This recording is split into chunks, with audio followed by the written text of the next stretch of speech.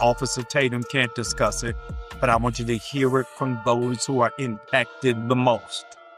This is something that I don't wish on any parent, but these parents are handling it with grace, with class, and with prayer. I want you to come into this conversation and pray for them as we pray for the nation to be a more peaceable place where 18-year-olds can actually turn 19.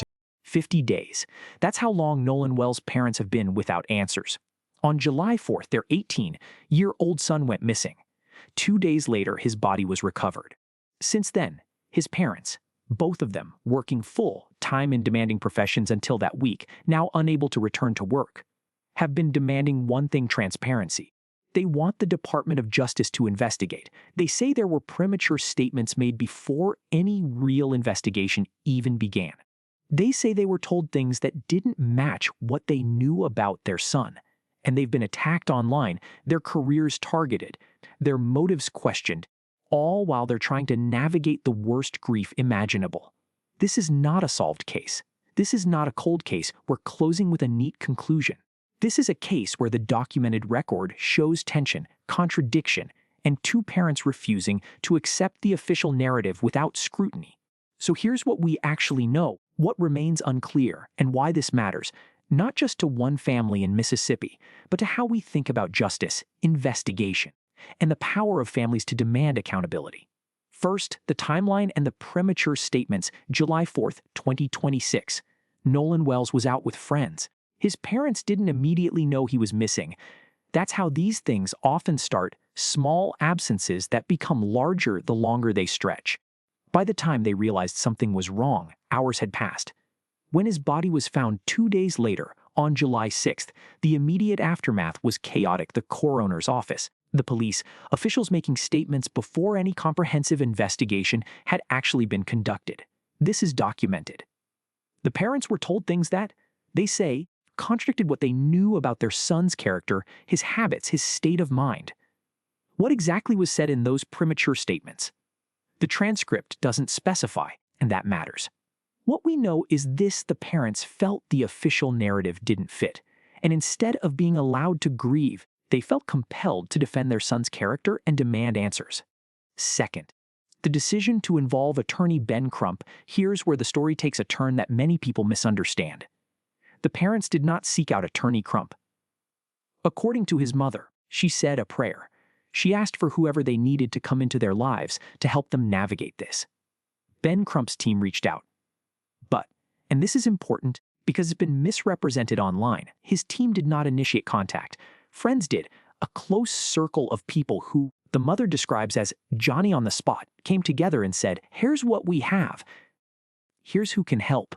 Crump's involvement is being weaponized against them online, used to suggest they're motivated by publicity or money.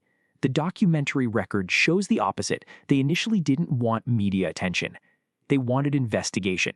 They wanted answers. Third, the online campaign against them. This is where the case intersects with a modern crisis: coordinated harassment masquerading as community concern. The parents describe being attacked on social media. False claims spread. Fake images circulated. AI-generated photos of them buying sports cars. Manufactured evidence of lavish spending. The mother's career as a nurse practitioner became a target. People left negative reviews on Yelp for her hospital employer. The father's professional reputation was similarly assaulted. And here's what's critical to understand: this happened not to the accused, but to the grieving parents. Not to someone suspected of wrongdoing, but to people asking for transparency in their son's death. Very in tuned, not just with myself, but people, situations. And that night before it hit the internet, we were in bed. Mm-hmm. And I was like, they're going to come for my career.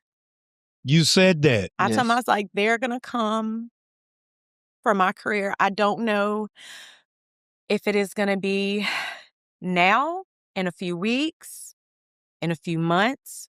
I said, but I am telling you, they are going to come for my career. The mother anticipated this. The night before the misinformation campaign hit the internet, she told her husband, "They're going to come for my career."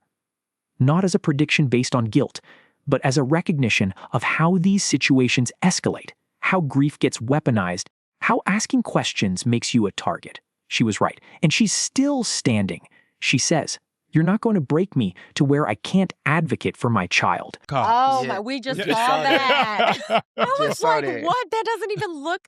No, I'm happy with my little car. Like, Yeah. I'm not trying to. But the intentionality of wickedness No, absolutely. It's to give disgusting. a bad portrayal is something I've never seen No, at this level and at this height. And the end game, I think, is just intimidation. absolutely. And a lot of times when you hear cyberbullying, Mm-hmm. I'm thinking it's middle schoolers. So Yeah. cyberbullying is in high school, but not for adults Yeah. who are grieving. And I've never, like, cases where that, and we were just talking about this, cases similar to ours, I've never seen this. I've never seen that. And it's, the cyberbullying component of it. The unresolved question why DOJ involvement. Premature statements before an investigation was made. Yeah. That, along with stuff that was told to us, which was out of character, but the premature statements and then just the way that people were moving, it didn't seem trustworthy. The parents have called for the Department of Justice to take over the investigation. This is the central, documented demand of their case. But why? What do they believe went wrong with the local investigation? The father cites premature statements before an investigation was made. He mentions that things they were told seemed out of character. He describes how the way that people were moving it didn't seem trustworthy. But here's where restraint matters. He doesn't specify what those statements were or what exactly triggered distrust. The documented record shows their concerns, but not the granular details of what official misconduct they're alleging. This is important. It means we know they feel the investigation failed. We don't know, from the public record in this podcast, exactly which specific actions or omissions they believe constitute that failure. There are theories circulating online, many of them unfounded, many of them conspiracy-based, but the parents themselves, speaking on the record, have not spelled out a detailed accusation. They've said the investigation didn't feel trustworthy. They've said premature conclusions were drawn. They've asked for federal review. Those are the documented facts. Everything beyond that is interpretation. Who Nolan Wells was one of the most exploited aspects of this case, and the parents' pushback on this directly is the reduction of their son to an incident, to a hashtag, to a tragedy with no texture, no humanity beyond the death itself. So they describe him. Nolan was their fourth child of 6. He was 18. He played football, receiver. Same position as his youngest brother, who he was training over the summer. He had aspirations in media and broadcasting. He'd been part of a video production group in high school. He was helping his mother edit content online. He was training with professional coaches all through June and July, determined that by December, when he'd be recruited for college, he'd be ready. Over the summer, him and Nolan, their bond got stronger because they both played the same position, receiver. Yeah. So Nolan was teaching him stuff, and he was understanding the things that he was teaching him to get better. So his focus has gotten laser sharp. He really wants to do good, not just for himself, but to make his brother proud. And he's constantly telling his mom that I'm gonna do it for you and you guys in Nolan. So he's really focused on having. I have no doubt in my mind he's gonna be great. No, So absolutely. like I said, it's this fire inside of him that burns, that he wants to be the best. He wants to be better than his brother, but that's kind of like iron sharp. He was also described by both parents as having an unusual emotional presence. Let me say, when we first started dating, we had an argument or whatever, and we were sitting in the closet, like had the lights off, and we was trying to talk through our problems and whatever. You said you were sitting in the Yeah, closet? we were sitting in the closet on the floor, Okay. just talking, just trying to be in a dark quiet place so we can talk. Calm environment. And Nolan, he was running around the room, and then he ran across the closet door, and then he stuck his head back inside the closet and looked at us. And I said, "What you doing, boy?" So he just sat there and smiled for a minute. Then he steps into the whole door, and I've said this before, but remember the dance Stanky Leg? Absolutely. This child did Stanky Leg. He was, and for us, that's the first time that we say he created it. Oh, yeah. Where he in his little diaper, did his little dance or whatever, and I forgot what we was arguing about, but it all went out the way. Yeah. And she opened her arms and he ran to us, and at that moment, I knew that he was going to be the type of person that when he walks into a room, his aura was going to be so strong that people would naturally gravitate to him. Mm. And that was a lot of the conversations that I would have with him as he got older, because of that quality, the people that come, that attract to you, you really have to study them, because everybody that comes to you is not going to be for you. Yeah. His father talks about the moment he knew who Nolan would become as a small child. He interrupted his parents during an argument in the closet by poking his head in and doing a funny dance. The stinky leg, his mother calls it. His father says he knew in that moment, when he walks into a room, his aura is going to be so strong that people will naturally gravitate to him. That quality, that magnetic gentleness, was something they had to teach him to protect. They told him, watch the people around you. You can't trust everyone. 2 ears first, one mouth. Use these more than you use this. Because his gentle spirit, his natural inclination to make people feel comfortable, to never judge, to want the best for people, those qualities could be exploited. To be humble. He was humble. Well, he is a humble person. Yeah. Yes. In high school, I was drilled every day by my high school coach by character. Didn't really understand it then. But as I got older and got into college, I appreciate that coach for drilling that in me by character. I drilled it into my children, character. Yeah. Don't look at a man for their skin color or a person for their skin color. Judge them by their character. It don't matter what color they are. If they have good character, keep them people close. If their character is not the same as yours or below yours or just bad, don't be around those type of people. So when I said that I didn't teach my son about color, I didn't mean I didn't teach him about black and white. We have those conversations. Yeah, because people have blown that up. I grew up, I didn't have a lot. I didn't have a whole bunch, so I had to really kind of, live with people, single parent home. But I'm talking to judge people by their character, not by skin color, because people are fickle by anything. And you see all the time families separate because this family member did this. Now everybody in the family is mad. And then you have this outsider who acts more like a family member than your own brother. So I always taught them to judge people by their character. So when people say, I'm telling my son not to judge, I see color is not that. I'm telling my son to judge you by character and keep a small circle. Just be a good person, because when people first see you, they're going to judge, they're going to see your appearance. Yes. But the first thing come out your mouth and the way you act, your character, is what they're going to remember about you. They taught him to judge people by character, not by appearance. They taught him that in intimate relationships, communication matters. Well, what about the siblings? You guys don't ever, but this is the thing, and that's done, intentionally. Yeah. Our goal is to always protect them, even though 3 of them are adults. Yeah. We still want to provide that protection. That's great. They try to stay away from social media. Yeah. One of our kiddos is in therapy, the oldest. Yeah. Is in therapy and kind of just dealing with those emotions, because again, they lost a brother. That wasn't just their brother, that was their friend, that was the person, that kept some of their secrets, Yeah. you know.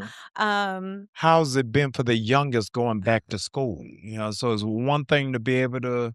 So for Yeah. them, we've, one question we ask, but we don't ask like every day is, how are you feeling? Yeah. I like to ask, is there something we can do? Yeah. Is there some place we can take you? Is there something you need us to get for you? They had an open door policy. If you're ever in a situation where you're uncomfortable, drop your location, we're coming. They followed through. They picked up one of the kids at 2 a.m. once. They didn't play about their children. It actually changed. It's saying. I really think he was wanting to do something with broadcast and media because he did that in high school. He was part of this group called GTV or something, but it taught him how to, do videos, edit videos, and that's why, he was helping his mom edit when she was doing her stuff online. I didn't want to do social and media. stuff. He made me. But he was really, I think, was going to be something in media. Yeah. After he got done with his playing career. Yeah. Like I said before, he from the time he got home in May, whenever that was. Yeah, May. He was training. I set him up with trainers Wow. to work out. So that whole month of June and July, he was training because his thing was that come December, I'm going to be out of there. I'm going to be somewhere else. You and mom, we're not going to worry about anything. Yeah, that was his big thing. Always, mom and dad, when I make it, y'all don't have to worry about nothing. He always said that. I'm going to take care of y'all. You don't have to worry about going to work. I'm going to retire you. He even said his auntie, my sister, he's going to retire her too. Yeah. Yeah. No, that's beautiful. Yeah. I had people, CPAs I had set up so we can talk to, agents set up, people that I had, written down the people we was going to meet. So when that time comes, I was going to take care of the business. All I needed him was to do was focus on what he needed to do when that's being the best athlete he could possibly be.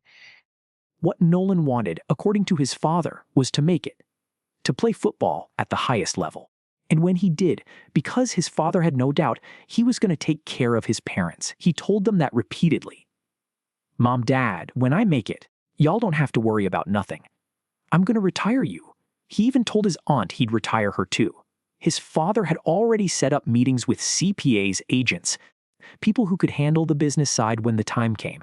All Nolan had to do was focus on being the best athlete he could be. Nolan was 5 of the 6. He's the knee baby. Right. He was number 4. Number 4. Yeah, number 4. Okay. So tell me how dad and mom do you navigate for these younger two to not be hyper paranoid, hyper vigilant? Are you in a space where you're okay for them to go out, or you now having to be mother hen? I was already mama hen, and it's funny because even the kids would obsess over Life 360, watching us. Yes. This was something Nolan did a lot too. He would call, Ma, yes, baby. What's up? What's going on? What you doing? Nolan, I know you're looking at Life 360 right now. Where am I at? No, I'm not. I'm not. But hey, since you're out, can you bring me Right.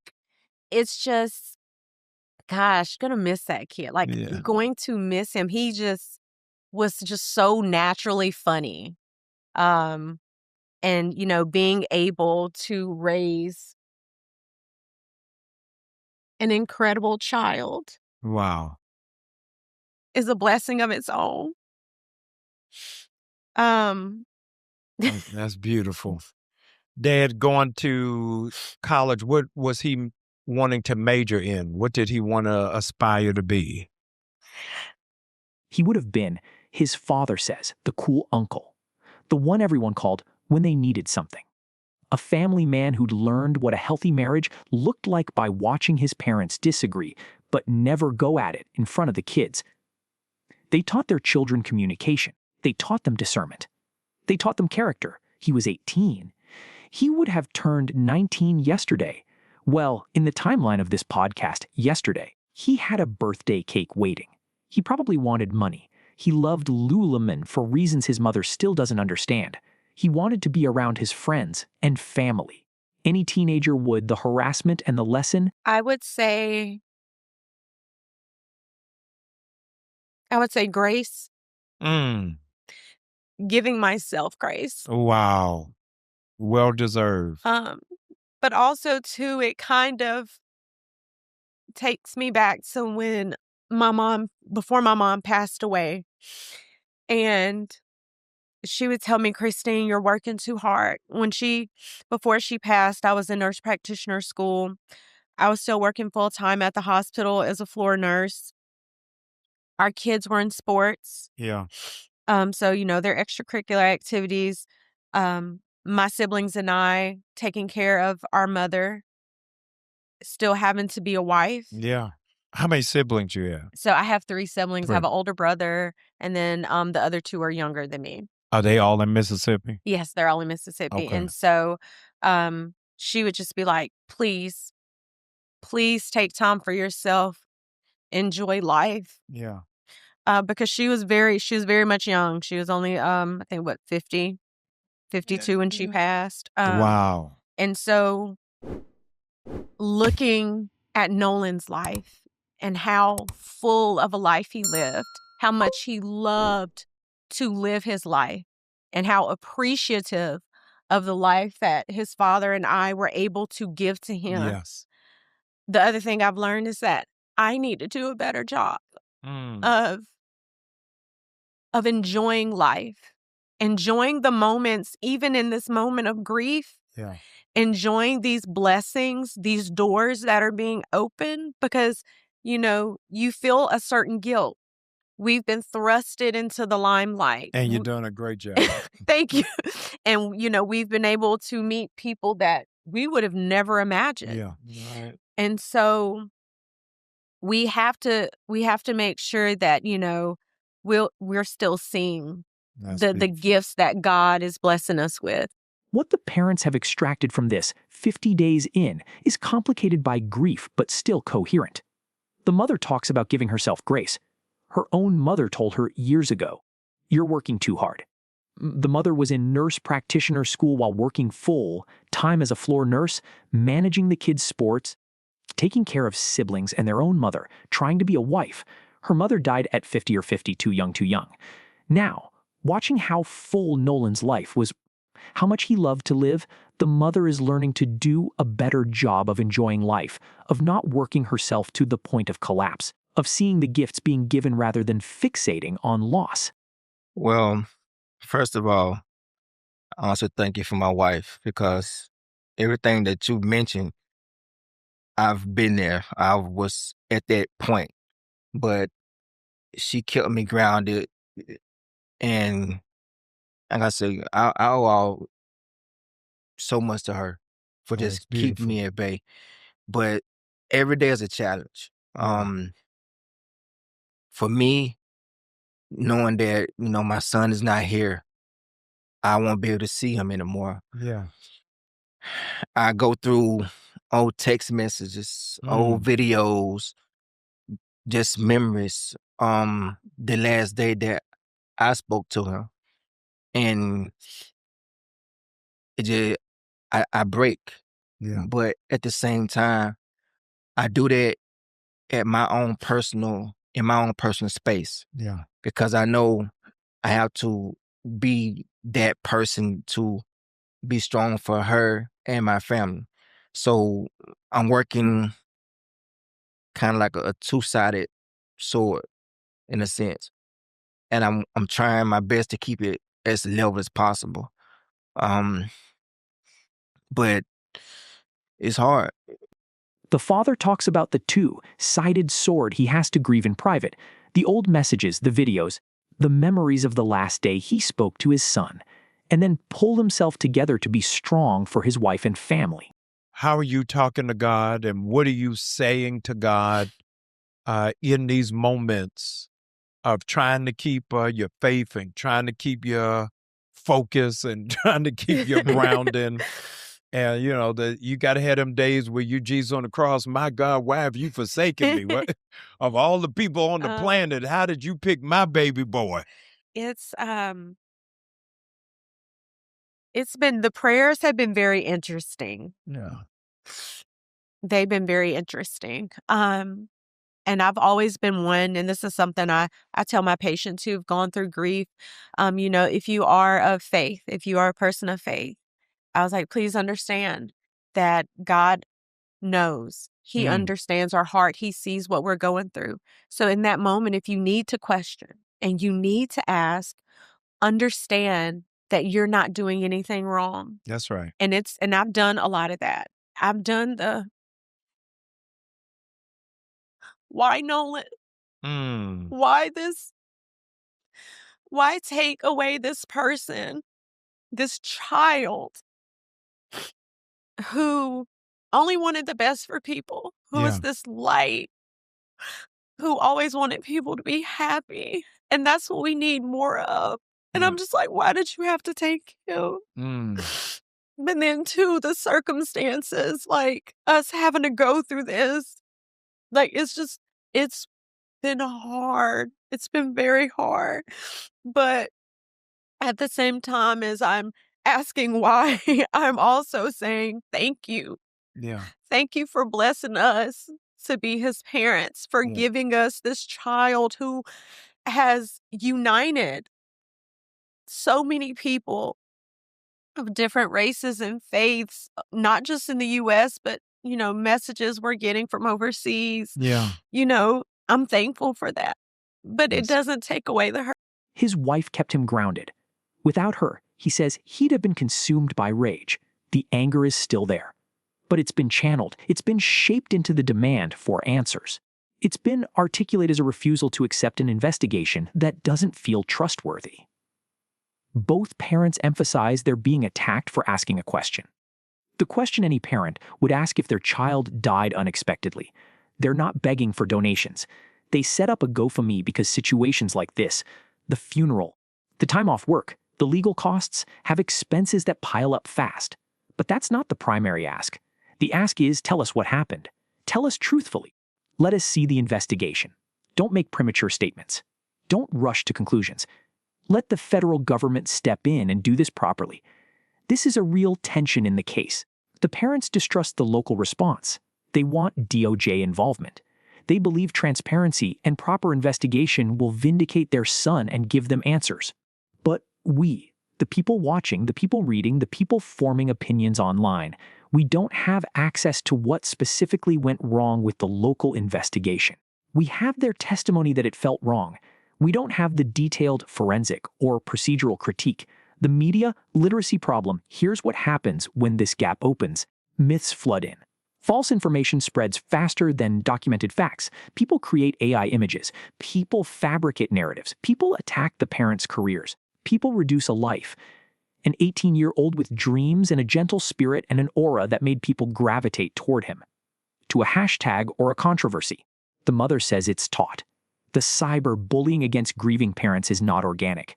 It's coordinated. It's intentional. And it's something we've never seen at this scale before. She says in cases similar to theirs. She thinks about other young people. She mentions Aubrey Wyatt, who've been targeted online while grieving or in crisis. She thinks about how children, watching this, learning that it's okay to bully others, to fabricate stories, to attack people when they're at their most vulnerable. The question becomes, what are we teaching our kids about justice, about compassion, about the difference between accountability and cruelty? What remains unclear. The documented record shows Nolan Wells went missing July 4th. Body recovered July 6th. Premature official statements were made. Parents distrust the investigation. Parents want DOJ involvement. Parents have been attacked online relentlessly. That's what we know. What we don't know, what the public record from this podcast doesn't establish, is the specific evidence, the specific cause of death, the specific procedural failures that prompted the DOJ request. Those details are either under investigation, in the hands of lawyers, or being withheld for reasons we can only speculate about. This is the interpretive gap. This is where you, as viewers, as people thinking critically about this, get to form your own read. The parents are clearly operating from a foundation of trust in the system, but distrust in how this case was handled. They're invoking the federal government not as a last resort, but as a correction mechanism. They believe something went wrong. Whether what they believe aligns with documented fact, that's still being determined. That alone, that's the thing. You have to remember, it may not be our time, but it's God's time. Yeah. But if we stay faithful in prayer and we stay faithful in hope, knowing that God is going to take care of things, we'll be okay. So prayer. And like we said before, if you can, the GoFundMe is very much still open. Yes. That is appreciated. But if not, prayers are just as good. Yes. No, that's Yes. beautiful. Also, too, with all the negativity online, Mm-hmm. I think when we go out and people see us and you see the support, Yeah. it Yes. overshadows the negativity because, Oh, like, that's great. It is. this It's is just wonderful. a small portion of people who half of them don't know us from the Nothing. man in the moon. Nothing. Never Yeah. met our But child. we're Nothing. getting support and love from people all over the country who recognize us, walk up to us, give us their support, give us their love, and that we appreciate that so much because That's we know beautiful. if they're in tune with us that much that they're taking that same energy home to their family Mm-hmm. and displaying that love to their children. And having those We conversations. saw a guy today. He walked up on us today. Man, we're with you. I think they was from I think Minnesota. Minnesota. Yeah. He's like, we're with you. We're in our prayers, and he had a son there. And when I saw his son, he looked around same age as Yeah. Nolan. Yeah. And at the end, when we got ready to go our separate ways, I told him, look, whatever you do, hug him, tell your son you love him, man. That's They beautiful. might feel a certain way, but hug him and tell him you Pay love off him. in the end. Yeah. And we have to show that more in our community, letting the boys know, like, Yep. that's how you show love. It's okay to say I love you. It's okay to hug. Say it loud for the people in the back. Hug me. Yes. Love Yeah. on But me. no, we Yeah. we appreciate it because No. too, that helps strengthen us. It helps to make sure we know that no matter what this outside noise You is gotta, saying, the yes. focus is what happened to Nolan. That's what we want to know. Yes. And we don't care who's offended, who's upset, who's outraged. Mm-hmm. We need to know what happened. The parents ask for prayers. They ask for community support. They ask for people to recognize that the focus should be on what happened to Nolan, not on every ancillary controversy manufactured online. They ask for understanding. And they ask for the Department of Justice to do its job. As we learn more, as the investigation proceeds, as details emerge, we'll have a clearer picture of what happened and why the local investigation left them feeling unheard.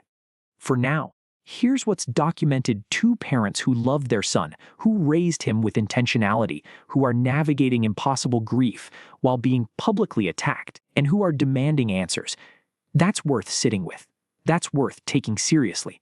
And that's worth separating from the myths that are spreading online. You can try to tear me down, Yeah. but that is not going to take my voice away. Yeah. You're not going to break me to where I can't advocate for my child. Yes. It's not happening. And by the grace of God, we will get answers and we will get And justice. you will. The question isn't whether Nolan Wells' story is worth knowing. It is. The question is whether we can tell it accurately, with restraint, with respect for his family, and without adding to the noise that's already drowning out their voice. Comment below with what you think should happen next in this case. Subscribe for the latest updates as this investigation continues. We'll be following this closely.